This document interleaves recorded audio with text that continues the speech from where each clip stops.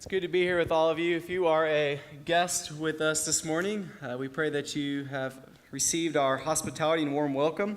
We are glad you're here with us, and so we are always thankful to see new faces or even familiar ones. So if you're traveling and spending time with family, we welcome you as well. With that said, we have a couple things happening the next few weeks. And so I would encourage you to grab your handout or bulletin to read that, especially the front section that provides you with a little backdrop of what's to come for the next 2 Sundays. As you can tell, next week's going to be a busy week with LTC luncheon and showcase, and Duncan's going to be preaching. And we also have a Easter children's ministry event happening that afternoon. And then the following Sunday is Easter Sunday. We're doing something a little different in this sense. Instead of a class, we're going to have a 8 a.m. devotional, and we want all our families to come. We want kids and everybody come. It's going to be sacred, but it's going to be lighthearted as well. So we want to incorporate our families to join us for that. And then we have breakfast following that, and then after that we have a 10 a.m. service, which is different than our 10:30 service. And so we'll spend our worship time 10 a.m. on Easter morning together. So if you are in the area, we invite you to come join us. If you are on your way back from LTC and tired, don't be. We will awaken you and fill you Sunday morning as well. And so remember, LTC folks, and I think there's like 100 people in that area involved at this church at LTC in one way or another. And many of them will be traveling to Dallas, Fort Worth area for the weekend. And so we want to pray for them. And then we also have our Bible Bowl folks as well, and we're thinking about them. And I believe Bible Bowl is next weekend. And so a lot happening, and we just want to keep you updated on that. This morning we actually finished our series of Exodus, the great I am. And at the beginning of the section of the book, right, Moses encounters Yahweh, and Moses essentially says, "Who are you?" And God says, "I am who I am. I am sent you. That's who I am." And it sounds like a tongue twister, but I believe what the author is setting up, or the writer of the book is setting up, is for the people to be introduced to God in a variety of ways. That God cannot be captured by just one description. That God is among many adjectives and descriptions and words. That God maybe first, as Exodus points out, is a God that listens and hears. And that God is a God, as creation suggests, a God who speaks and acts. And when God speaks and acts, God does so with grace and mercy and justice. And so he liberates a people. And so today we are going to kind of wrap things up, to finish off what this series has been about, which is Yahweh and Moses speaking, and God says, "I am who I am." In 1999, in the summer of that year, I went to Zagreb, Croatia, where I spent 7 weeks in a missions program called Let's Start Talking. And I went to Zagreb, which is the capital, about 1 million or so people. And essentially, we just did ministry in that area, and we helped people learn conversational English, though I probably more learned about their culture than they did about mine. But it was just a really growing experience for me. I mean, since then, even before then, I've experienced a variety of cultures. I have traveled some overseas. And I love the diversity of cultures and their languages and their speech and their food and just all the things that go on with different types of people. And I don't necessarily remember during the trip this happening much. I remember one time going out to eat and asking for, I don't remember if it was water or Coke or something, and they bring it back and there was no ice in it. And I thought that was rather odd. And so me being the young, entitled American that I was, I told the waiter, waitress, server, I said, "Can you give me some ice?" Well, I know some of you are grammar people, and ice is both singular and plural, is it not? The word ice.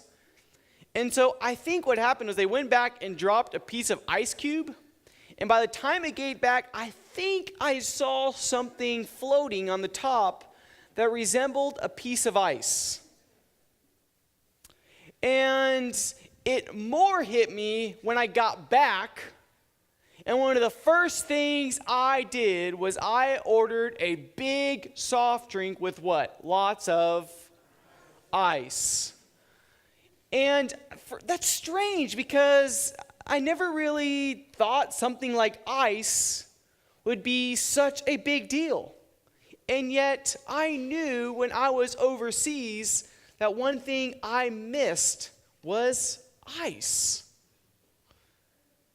And I learned this week, I was reading, even thinking about that story, that absence is the state of being away from a person or a thing.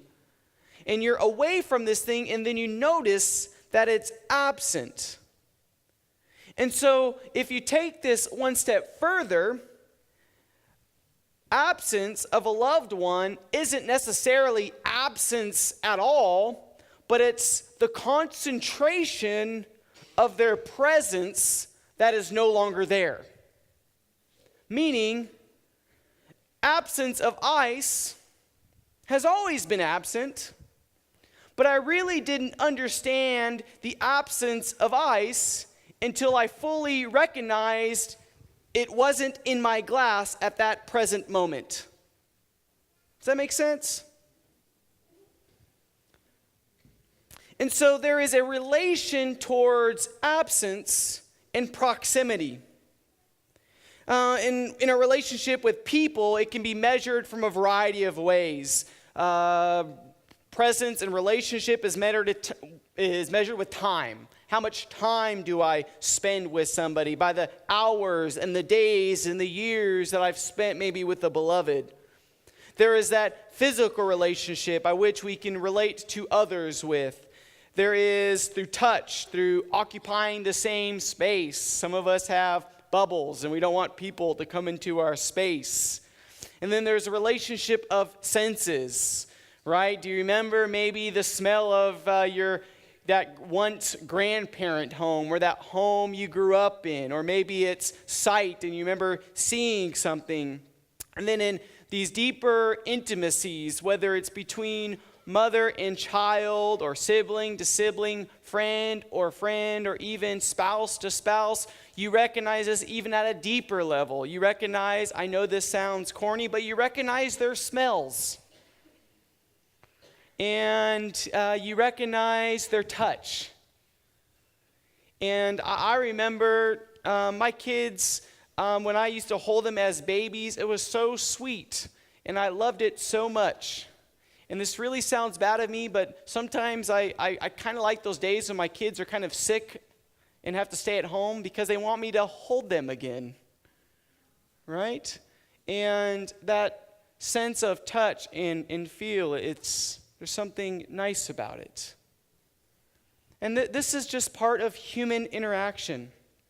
Now, do I think distance can make the heart grow fonder? Sure. But you know that cliche, you don't know what you have until it's gone? It's true. And I find that's where God's people are in the early part of Exodus. They don't know what they had until it's gone. That God's people are somehow now captured, that they at one point from Genesis to Exodus had felt and experienced what it meant to be in some way or another the presence of God through Abraham and through the patriarchs that follows down Abraham and Joseph and Jacob and Isaac and all those names that we gather and hear about, that God is using them and working among them, and God's availability and presence is being made known. Even Abraham at times builds altars in the different areas that he travels to kind of recognize who God is. And then all of a sudden, God's people or a people, we don't know really, but a people find themselves in Egypt. And the relationship seems good at first because the relationship based upon Joseph and others, there was some credibility. It seemed like this could be a partner or a working relationship. But over time, it disintegrated. And you all of a sudden are transported into a time of people where there is master and there is slave. And these types of slaves, it's terrible. They're maybe no better than labored animals. And their whole purpose in life is to help the economy of the Egyptians. So much so when they get out of line, it would not be far off to maybe kill off some of the males to kind of make a population control. And so they mourn and they cry and they weep. And at the very end of chapter 2 of Exodus, it says, and God took notice of them. Have you ever took real notice of somebody? You know, I do it now, but my first real notice, I'm going to have to admit, is when I noticed this girl across campus from ACU. And I took real notice of her. Right, boys? You know what I'm saying? Young men, have you ever taken notice of a girl? It's okay. And even our older men, you still take notice of your wife. And this isn't just the type of notice because, you know, I know at special moments in family, I take notice of what my kids are doing. You know what I'm saying? You kind of take notice of them. And I take notice of my other loved ones. And you start taking notice of someone, and you kind of understand, and you kind of, even just based off that notice, you have this desire to get to know them. You're drawn to them. And so God takes notice of these people. And so what opens up is this story of God starting from taking notice to all of a sudden developing this deep, intimate, loving relationship.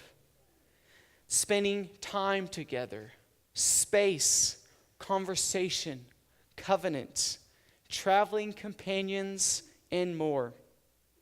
And they go on this journey. And there are a few ruts and there are a few hurdles and they make a few mistakes along the way, but they seem to be able to make it what at least seems and sounds like the climax of the covenant, which is Mount Sinai, where God speaks words of covenant to them, where they join together. It seems and looks like ceremonies that we would say kind of mimics or looks kind of like a wedding ceremony of some sort, where they just gather together. And it looks all great. But then, as pointed out earlier, Moses goes back up to the mountain for 40 days, and it all seems to crash, comes crumbling down because, well, the relationship that maybe God had with these people, it maybe wasn't as deep as one thought. I mean, why would you make idols? I mean, it matters some whether it was the image of God or not, but it doesn't matter that much. That seems like a pretty big mistake to make as God's people. It was almost as if they were intending to ruin this relationship. I mean, at the very least, they deeply hurt the trust between themselves and God. And like we talked about last week, God, though, overlooks that and forgives them. Not overlook in the sense of, I'm going to ignore this, but overlook in the sense of, we need to work this out. And I don't know about you, but maybe it just took for them, maybe it took that mess up. It took, once again, that absence, the reminder of absence, to know exactly how important the presence of God really is. That maybe for God's people to truly get it, that they had to witness not only God's removal, but God's grace, God's giving, God's abundance, and God's mercy. And so the book of Exodus begins with absence and ends with this overwhelming presence. As the text says, Israel and God are now fully committed. And Israel, not only are they fully committed, Israel actually acts in mature ways. They give up their own possessions of what Exodus 35 through 40 says, their own possessions, to finally finish the construction of the tabernacle. And that doesn't seem like maybe a big deal, but I'm pretty sure for a nomadic tribe like Israel and all the stuff they've gone through, they probably don't have that much rich possessions. It's not like there's a book or bank of the desert. And so maybe they go into whatever construction of living they've got, and they go into their bedroom and they lift up their mattress pad or their pillow, and they have this last bracelet. Because they've already donated most of their bracelets and jewelry to the previous mistake, the golden calf.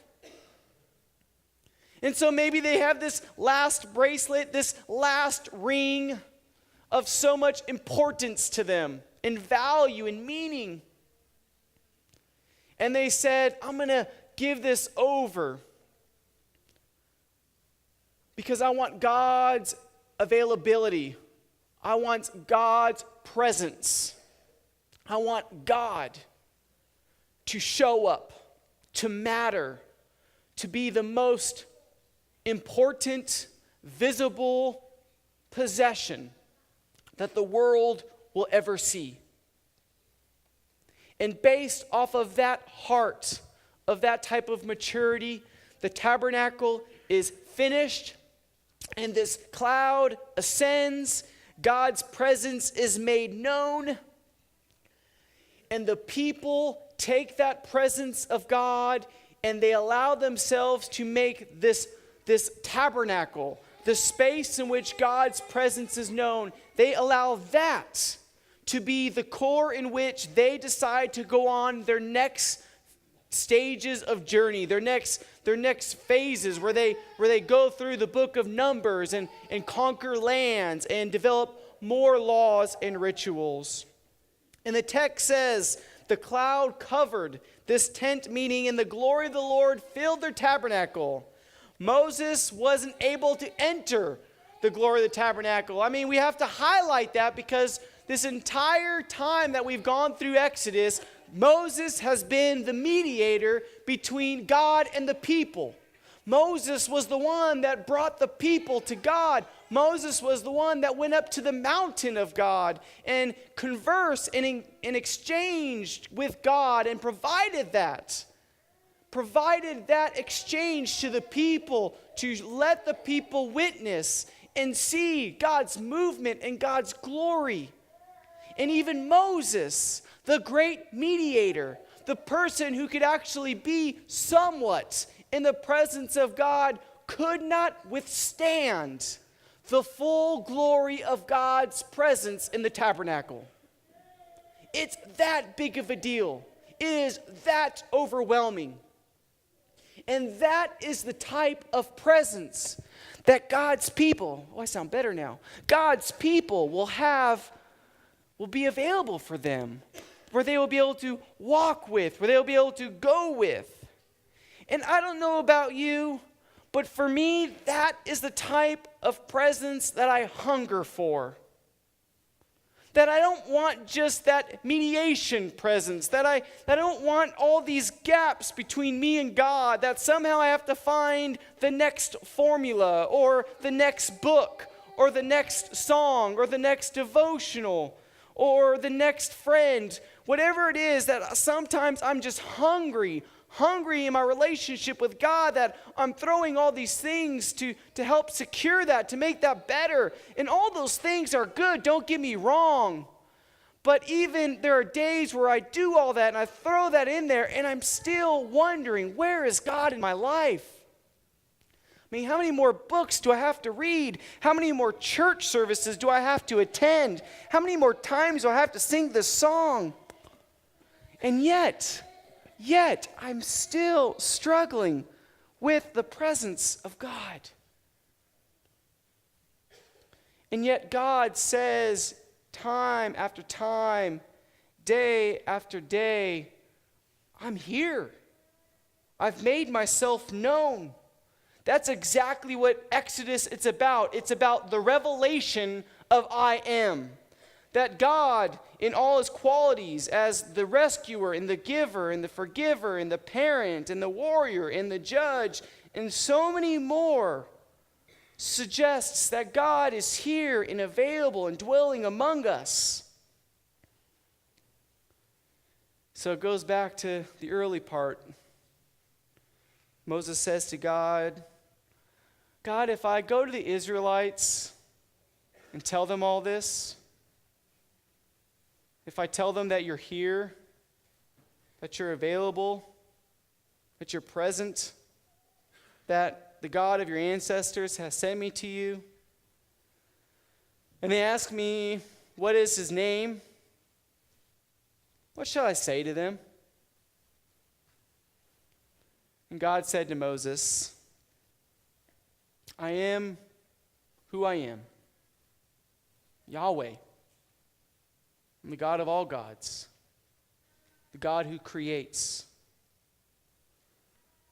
I'm the God who has shaped the largest of stars and the smallest of molecules. And I am the God who has sent you, Moses, to show the world and the nations that I am a God that frees and liberates those people who often feel like I'm in absence. And then God makes an additional step. And in John chapter 1, verses 14, it says, and the Word became flesh and lived among us. And we have seen his glory, the glory as of the Father's only Son, full of grace and full of truth. No pillars of cloud, no tabernacle. Simply, Jesus took on flesh, and now the glory of God is not limited to a tent, but it's made available for the world through all of us. God's glory is more available and more present now than it's ever been. All because of Jesus Christ. We hunger and we thirst and we sometimes yearn because maybe we're struggling and we think God is absent. But I want to tell you, if there's anything that you need to hear this morning, is that God is more known and present today than he's ever been.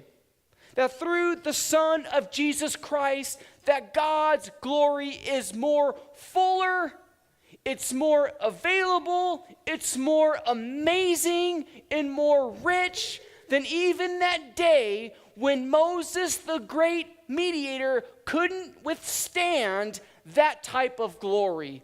This is the type of glory that we have through Jesus Christ. And yet, we still keep asking the question, who is this that has sent you? And so, this morning, as a last challenge, is God's glory put on display in your life? God bless us with this. God bless us with the type of ears where we can see God's glory.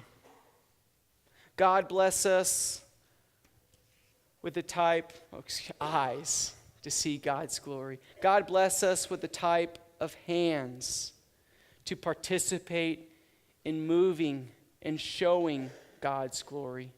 God bless us with the type of ears to be able to hear God's glory. God, give us the bodies. Give us the attitudes. Give us the heart to be able to withstand your glory in its fullest. Where God's presence doesn't feel small or absent. Where God's presence is here and now.